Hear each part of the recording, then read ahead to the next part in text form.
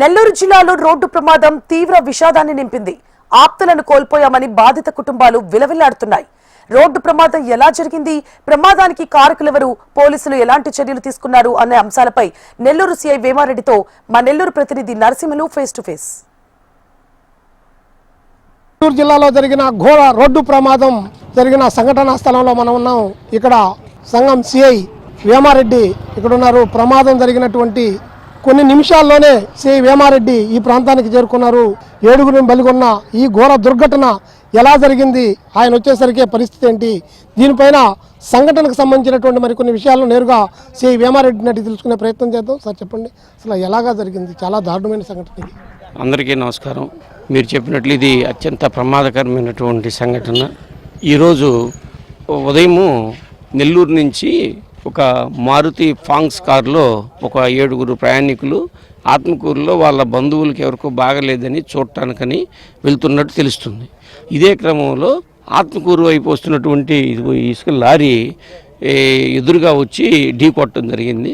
ఈ యొక్క వేగానికి అక్కడి నుంచి కారు అక్కడ వరకు నెట్టడం జరిగింది.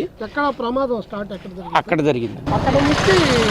అక్కడి నుంచి సుమారు ఒక 30-35 మీటర్ల దూరంలో ఆ కారు నెట్టుకొని వెళ్ళటం జరిగింది లారీ.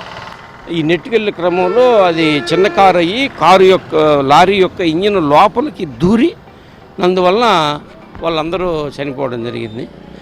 తర్వాత వెంటనే మనకి తెలిసింది, మన ఫ్రెండ్ ఒక ఆయన ఇటు రోడ్లో వెళ్తా మన సంగమేశ్వర గారికి చెప్పారు. వెంటనే సంగమేశ్వర గారు నేను వచ్చాము, చూసాము. సోదరులు పెంచల్ రెడ్డి వాళ్ళ 2 క్రేన్లు పంపించడం జరిగింది, జేసీబీ పంపించడం జరిగింది.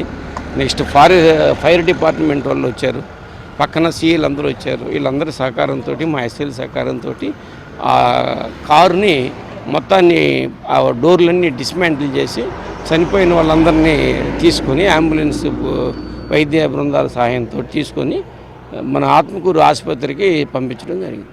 ప్రమాదానికి గల కారణాలను మీరు ఏ విధంగా విశ్లేషిస్తున్నారు? ప్రమాదకారి ఇదైతే అత్యంత నిర్లక్ష్యమైనటువంటి ప్రమాదము. జరిగింది అక్కడ ఆయనని చెప్పి ఆయన మనకు కనిపిస్తూ ఉంది.